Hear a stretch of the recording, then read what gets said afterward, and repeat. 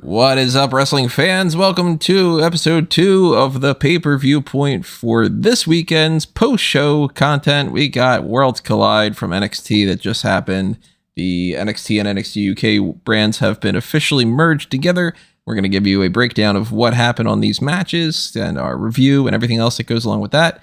I am your host, as always, Tony Mango. Joining me, as always, is Callum Wiggins. Let's go. We've got a tight schedule to keep. We do. It's 6:21 right now. Let's see how quickly we can get through this without it seeming a little bit too rushed. The 0 hour of the pre-show of All Out is got 4 matches on it, so that's essentially not a pre-show, but whatever. Let's see, we got Peter in the chat. We got Chris in the chat. What's up, guys? And of course, if anybody else pops up in the chat in the meantime, drop your comments. You got some super chat options. You got everything else that you can voice your opinion about. If you're listening to this afterward, drop your comments below on YouTube, or if you're listening elsewhere, then just shout it out in whatever fashion you can. As I always tell you guys, follow us on Facebook and Twitter. That's a great way for you to give your opinions. And there's also the page on smark@momo.com for you to leave a comment. Plenty of ways for you to talk about what your thoughts are. Generally speaking, Callum, what do you think about Worlds Collide? Pretty good show. I'd probably no more, no less, I'd say, than that. Were you able to watch the full thing, or did you kind of miss the beginning of it? I had to like catch up because I started later because I just wasn't available to watch from the get-go. But it's one of those instances where it's very fortunate that WWE just puts in a load of filler video packages in between everything. so yeah, I was able to catch all of it before the end of the show. Well, for anybody who was tuning into the kickoff, had a good 13 minutes worth of confusion because the feed didn't work. They started off with this, like those color bars that you get for like TV shows that are having that kind of error. And that turned into a black screen with like jumbled audio of just like some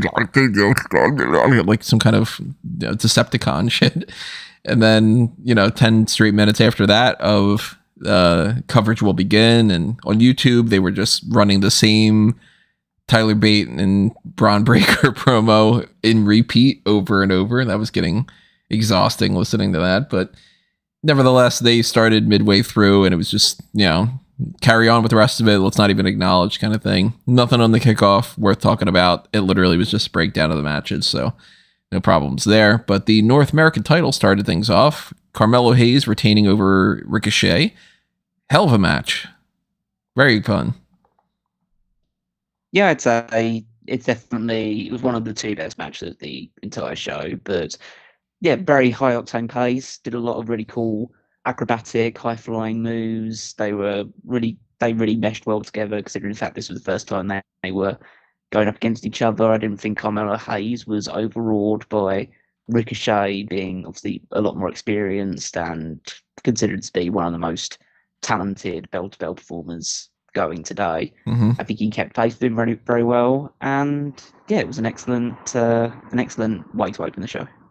Yeah, they had a lot of frenetic offense between the two of them. That's expected. I mean, when you get Ricochet in the ring, he's going to bounce around. Hayes is able to do the same, so they had some moments here and there where there was like this cool spot where they collided midair, which I thought was really fun. And Wade Barrett had a great line for it. He said, "A midair dogfight where only gravity was the winner." I was like, oh, that's very poetic for this.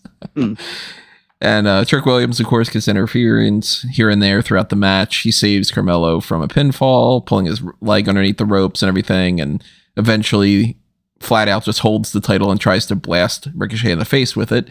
But that leads to a shooting star press attempt being rolled up, and Hayes ends up just barely being able to retain, essentially, with that little bit of that outside interference. So I would totally be down to see these two go at it again. It's one of those rare times where immediately after watching the match, I'm like, all right, I'm down for number 2. Yeah, definitely. I think that it would only get better if these two get a bit more familiarity with each other in the ring. But I think this was a good blend of that very high octane, high flying offense, and they got physical with each other. You had some like big chops and big forearms, some slaps to the face, all this other stuff. So I think they really used Ricochet well to elevate Carmelo to a bit more of the next level. and this will help ease the transition over to when Carmelo can move up to the main roster, can and does move up to the main roster, because he's got essentially a main roster scalp under his belt now, and they could really enter a feud with each other as and when Carmelo does move up. So yeah, I think that we will see this match again, but it won't be under NXT's auspices. Yeah, I'm down for eventually, because we got to assume that Hayes is going to come up to the main roster within the next few months to the year. I'd be down for them just to start it up with a Ricochet feud. Just, hey, we've fought before. We know we can put on a hell of a match. You two go out there and let's give Hayes somebody that we know he can work well with and kind of show off his skills, because at this point, it's kind of looking like Hayes might not necessarily win the NXT championship in my mind. It might just be you've had a long enough reign with the North American title and then you can move up. I don't know if that'll be the case. I mean, we got to talk about unifications at this point, but I'm down to see it. That's for sure. So that was the first match of the card. Followed that up with a little backstage thing where in the parking lot, they had Roderick Strong laying down, covered in fake blood and being like knocked out and everything. No telling of who, quote unquote, attacked him, but Ivy Nile leaves with him in the ambulance. Damon Kemp sticks around, and that leads to the fatal four-way for the NXT and NXT UK tag team titles. Another great match, back and forth. Not as good as the Ricochet match, but I think it was rock solid in its own right. Not too sure if I agree with the outcome of it. Oh, I thought this match was a mess. Really? I thought it was they were just getting all over each other constantly. I think it was just when you had a Ricochet against Carmelo, the fact that it was one-on-one meant that you can go at frenetic pace and it still doesn't feel too overwhelming. I felt just all 8 guys, and then you had 2 women outside the ring. You had Damon Kemp and everyone else getting involved with each other. It just was way, way, way too much. And the finish was just a bunch of bullshit, really, as well. Just essentially, you have Brooks Jensen immediately eliminated, and then Gallus was soon eliminated, which was basically most of our predictions wiped out because we all pretty much assumed that Gallus was going to win. Kind of took the wind out of the sails a little bit for me too, because I was like, well, at least if you go with Gallus in the final part, I can be invested in the idea of, okay, well, who's going to win? Is it going to be Gallus or Creeds? And it threw me off a little bit. Yeah, and then when it gets into where it's Pretty Deadly versus Creed Brothers, well, that was the match that we saw where the Creed Brothers won the tag titles in the first place, so it's not like this is anything fresh or different for us. And then it just all gets involved where the referee slides out of the ring to make a count at one point, then he kicks out, and then he just gets caught up in a giant melee of Gallus and Briggs and Jensen all fighting on the outside, and just a melee with security. And this leads to the big wow shock factor moment, which is Damon Kemp turns on the Creed Brothers and presumably reveals himself as the guy that took out Roderick Strong in the first place. So I guess the story they're telling is that it wasn't actually Roderick Strong is the bad guy or the mole in Diamond Mine. It's actually Damon Kemp. Which doesn't really make sense. No, it doesn't. No, the story hasn't leaned into that whatsoever. I mean, they could tell the story of maybe Roderick Strong was faking the injury or anything like that, and so it's actually just him and Kemp working together now, or just something along those lines. But I think it's just a swerve for the sake of the swerve, which, I mean, maybe they lean into it. I mean, I did think that they were gonna take the titles off the Creed so they can move into just the inner turmoil between Diamond Mine and make that the storyline, and so someone else could be the tag team champions for the meantime. I did not expect it to be Pretty Deadly. Right. I'm not entirely against it. I like Pretty Deadly. I think they're a fun act, but I would have been more interested with Gallus because it's something different. But I thought overall this match was just a bit too much and trying to cram too much stuff in, and the finish was just really, really overbooked. So yes, overall I'd probably put it to a middling thumbs down, really. Yeah, see, I like the idea of the titles changing hands in this match, but as we were talking about with the predictions and everything, I thought that Gallus was the smarter move, since they are a little bit fresher. And right now it means that we got Pretty Deadly won those titles basically because they didn't quite want to go with the Creed Brothers right then. And then Creed Brothers won it back, and then it's just back to Pretty Deadly. So I looked at the roster that we got right now. I can't think of any babyface teams that make sense to beat Pretty Deadly. Because Jensen and Briggs already had their feud with them. So it'd be just going back to that for the sake of it again. And they already were the tag team champions, so that's kind of just doubling up, repeating the same thing again. And then everybody else is a heel. It's the Dyad, it's Gallus, it's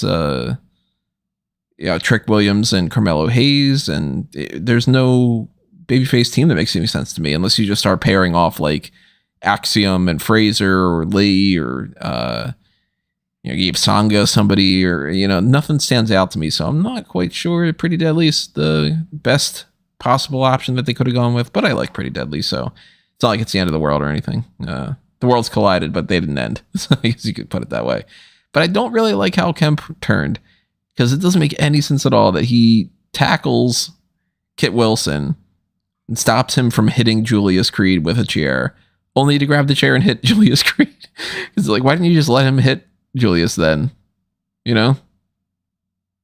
Yeah, but it's just a swerve for the sake of a swerve. They need to have that moment so it resonates more with the crowd. So in that sense, it's like from a character driven or just an overall trying to get the best reaction from the crowd, it makes sense. But from just a pure kayfabe, what would you actually do in this situation? It makes no sense whatsoever. Right. So, I mean, if they go with Roderick Strong still being a heel afterward, then I guess it's Strong and Creed. And it was just like a fake out for the sake of a fake out. If they end up going with Strong not being a heel, then that'll be a real interesting wrinkle. But then I don't know what the end game is, because I don't think anybody's really going to care that much about Julius Creed versus Damon Kemp going forward. They do one match and then it's probably done, But whatever, we'll see. I guess we got to wait until it plays out. And after that, we had the first of two segments throughout the night of I Want to Recruit You, which was Tony D'Angelo and Channing Stax Lorenzo were having some coffee and some biscotti, and they asked Cameron Grimes if he wants to be part of the family. D'Angelo says that he fired Legado del Fantasma, which Grimes calls him out on it, and then Grimes turns him down. Not really too much going on here. Later on, it would end up being the Dyad trying to recruit Grayson Waller, and Waller talking to Mackenzie Mitchell about the idea that he had scratched the cornea of Apollo Crews, and his family was saying that he let the Grayson Waller name down, and the Waller family name is like taking a hit for it. But screw all them. He doesn't need friends or family. He just needs the Grayson Waller effect. And yeah, I mean, it gets people on the card to pop up for a split thing, but neither of these really did anything for me. What about you? Yeah, they're just things that happened, really. It's nothing. I mean, I do like everyone just seems to be trying to recruit Cameron Grimes at the moment. So it's just like he's the lost soul through NXT, and just people are just trying to take advantage of that. So at least that will lead to potential matches between Grimes and D'Angelo moving forward. And then you've got I'm a big fan of Grayson Waller. I think he's doing a lot of stuff right. And again, maybe this is my bias, but it's like he's like if The Miz was good. That's basically what I take with Grayson Waller. I am leaning much more heavily towards him being the one that beats Bron Breakker now. Oh, I would not be opposed to it. I think he's got a lot of charisma and he is very talented in the ring. But I do not. I think he needs to He needs to find something that he can do to finish a match outside of getting out of the ring to jump back into the ring to hit a stunner. Yeah, he needs to do a finisher for sure. Yeah. What was the next match? The triple threat unification match for the NXT and the NXT UK Women's Championships. Not much support for Meiko Satomura in the crowd. It was more so Let's Go Mandy and Davenport. And the one girl that was shrieking for Mandy Rose. I fucking hate it when that happens. This was a solid enough match, I think, overall, especially considering that it was one of the weaker in-ring matches for, some ways. But I liked it for the most part, and I don't disagree with the idea that Mandy Rose won. I still kind of have my reservations about who the next champion's going to be, because it seems like it's either Roxanne or Nikita, and neither are really ready, and Roxanne already had a couple title shots, so if they just come back around to that, I'm going to feel like that was a waste. But I don't think that Lions should win that belt anytime soon, and then that means that we're kind of keeping it on Mandy for another while, and I don't know. I mean, I would have been fine with Meiko. I would have been fine with Davenport, but they seem to really be into this Mandy Rose thing, and maybe that's the best decision. Maybe not. I don't know. How do you feel about it? I thought the match was better than I expected it to be. I think that obviously Meiko and Blair, I know how good they can be, but I think Mandy stepped up really nicely in this match as well.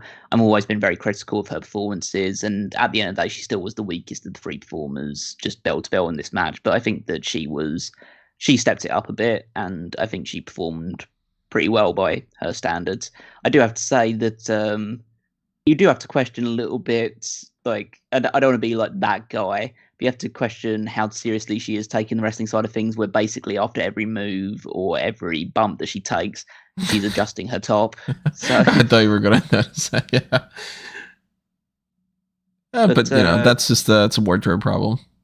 Yeah, I know. Well, wear something that actually covers you properly. Then, like, I know that's the whole gimmick and stuff, but like, surely you can wear stuff which is, well, sexy essentially, and like presents yourself as like the attraction without essentially risk of suffering a wardrobe malfunction every single time you hit a move. So there must be a middle ground there that they can hit. But yeah, but overall they put a good match together. There was some decent spots, some decent like free-way action in it.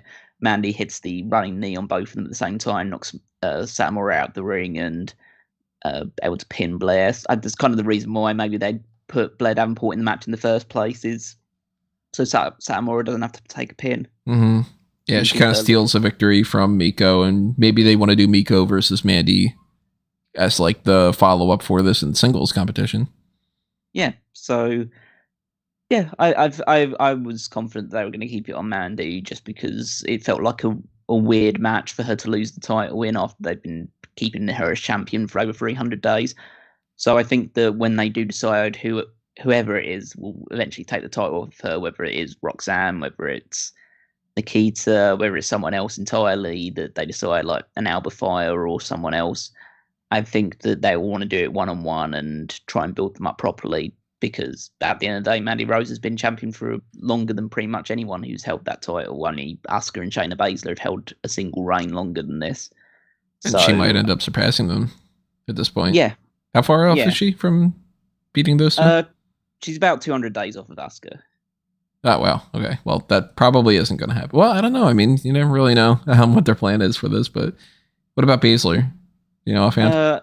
She's closer to Baszler, but obviously Baszler has two reigns, so I can't remember offhand. I might just check quickly, but I think it's still about 100 odd days if you combine both reigns together. Let's see, NXT Women's Title reigns. So Baszler's the most. So Baszler's combined is 548 days over her two reigns. She's still actually behind Charlotte Flair at the moment on 321. Oh, okay. So she'll pass that. She's only got like a week plus before she passes Charlotte Flair, and then Asuka over her one reign is 522 days. So she's still got over 200 days to go before she beats Asuka for a single reign. So the 100 days for Baszler, as Peter's saying it, Baszler's at 416 for the one thing. That's within reach.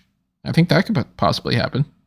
Oh yeah, absolutely. Again, as I say, we don't know who is being built up to take down Mandy at the moment, because it seems that Nikita is busy teaming with Zoe Stark and dealing with Kiana James right now, and Roxanne is still firmly focused on Cora Jade. So there really is nobody who is just firmly focused on Mandy Rose right now. So whether that is Meiko and they give her the match for Halloween Havoc, whether it's Alba Fire, or whether it's Wendy Chu, because she obviously they have had that match already, but she did beat Tiffany Stratton in their feud, so maybe they'll just try and reward her with a title shot, or maybe they'll just do some big battle royal and just have some randomer win it. Yeah, or it could even just be somebody from the main roster too, if they wanted to go that route again. I don't know who, but maybe they just go like, all right, Doudrop's here for good, and whatever or something. Dana Brooke, yeah. Could be Dana Brooke, yeah, at this point. But solid enough match. So yeah, it definitely wasn't the worst match of the night. Next one is the worst match of the night. Well, the women's tag team title was on the line next. Nikki A.S.H. apparently becoming the only woman to have challenged for all of the women's titles after this. That's kind of interesting. And she and Doudrop, I should say,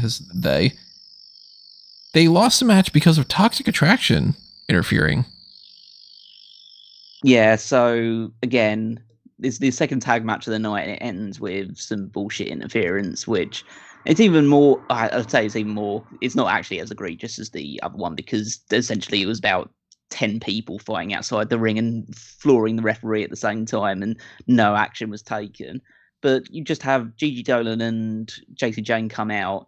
The story they're telling is a simple enough one. The story they're telling is they want to be the ones to take the titles off Katana Chance and Casey Catanzaro. That's what her name is now. Casey and Casey.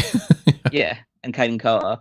And so they're basically protecting them from losing the titles. They interfered to prevent Ivy Nile and Tatum Paxley winning a match against them on NXT, and now they've done the same thing with Doudrop and Nikki A.S.H. So essentially you're saying, we think that we can beat these teams because we've beaten them multiple times before when we were the champions and they were challenging us. So we're going to do everything in our power to keep the titles on them until we get our opportunity. So you think they're going with a three-way like Peter's suggesting in the live chat? I don't care. But these titles shouldn't even exist. So they really shouldn't. Yeah. But I think they're just going straight down to the Casey and Casey versus Toxic Attraction 1-on-1. I think this is it for Doudrop and Nikki A.S.H. They'll go back up to the main roster. But I think that, again, even though I thought this was the weakest match on the card, it wasn't terrible by any stretch of the imagination. And a lot of that is due to Doudrop and Nikki being very, very good, very talented in the ring. I think that I'm not super impressed with Casey and Casey. I just think that they're average at best, and they were carried for a lot of this match, and they end up getting the victory thanks to that interference, which was, again, it's just because why isn't the referee calling for the bell? Because even though it's that whole loophole thing of the fact that none of them actually attacked Nikki just went out and attacked them, so the match shouldn't end. But it's just really a bullshit way of ending it, and it doesn't make the champions look any stronger because they got help to win. Whether they wanted it or not is outside the question. They've had 2 real title defenses so far, or 2 or 3 title defenses so far, and they've had interference to win 2 of those. So right. They don't look all that capable, that's for sure. Yeah, and I'm sure it will end up leading to them being Toxic Attraction, and it all comes full circle. So if they do that, then fair enough. But yeah, I think it hampered the finish of this match.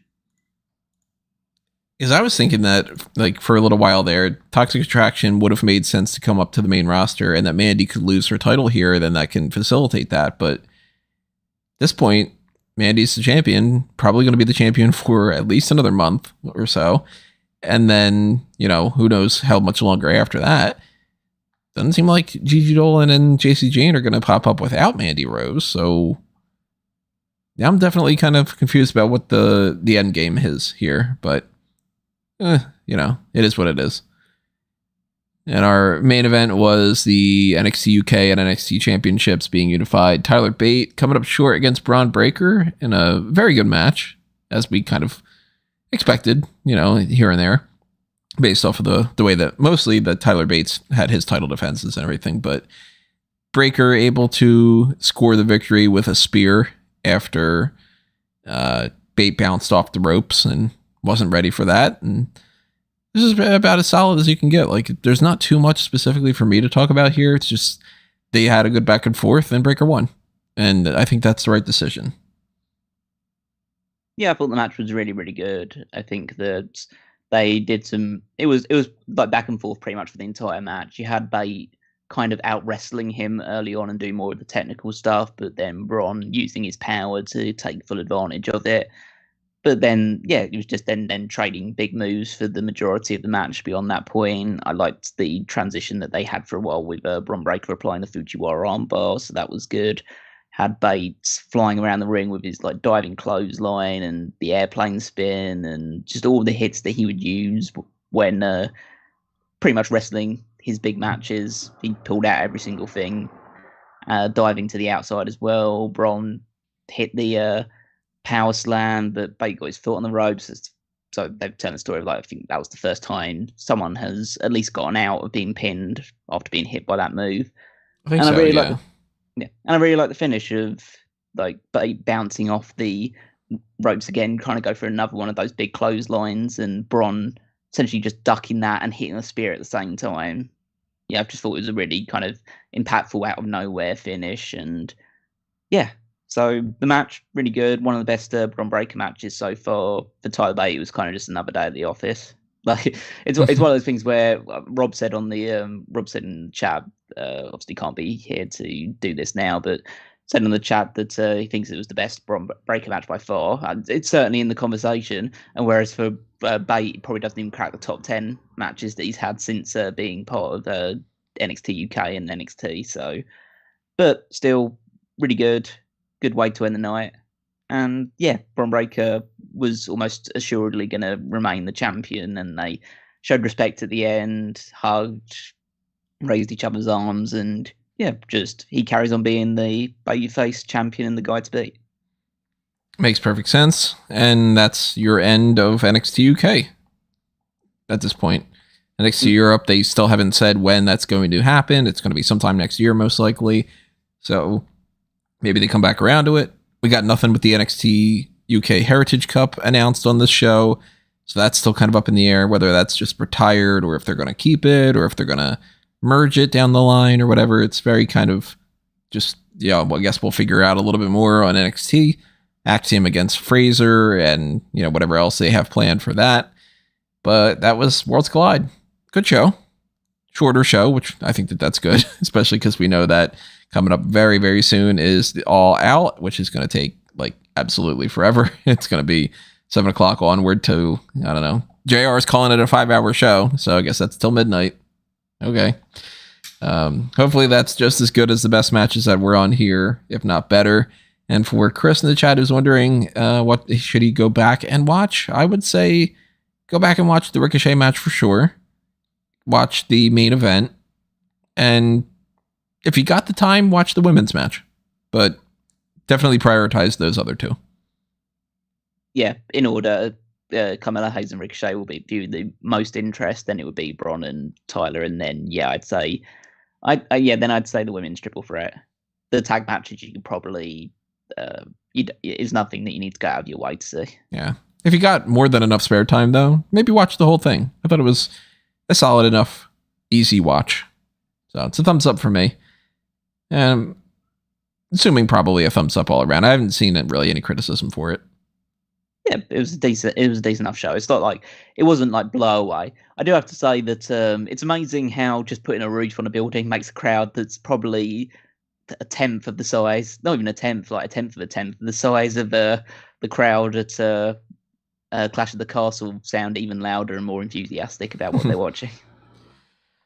So that is the end of that. Just to round things out, remember everybody, if you want to help support us in different fashions, you can of course hit the like button and subscribe and ring that notification bell. That way you'll also know when we go live for the post show coming up for All Out afterward in a few hours. You can also toss a little spare change our way through different means like the thanks button on YouTube. And there you got that join button that you can see as well. That's the same thing as the Patreon, patreon.com/smarkoutmoment. We get the Darkcast tier, the Pick Your Poison tier, and even just the $1 tier. That helps out great bit. You got Redbubble and TeePublic for merchandise. And of course, if you go to fanboysanonymous.com and amangotree.com and follow me at Tony Mango, then there's plenty of other kinds of things for you to help out with, even if it's just a like or a watch or, whatever it might be. But if you're following me, you should follow what these other guys are up to as well. Rob, of course, is over there at Dude Felice. Shout out to all that stuff that's happening there. And follow Callum. Yep, you can find me on Twitter at Wigmaster14. You can check out all the stuff that's going out on the Smark website. Power Rankings is my week-to-week contribution, but make sure you're dipping into all the other stuff there as well.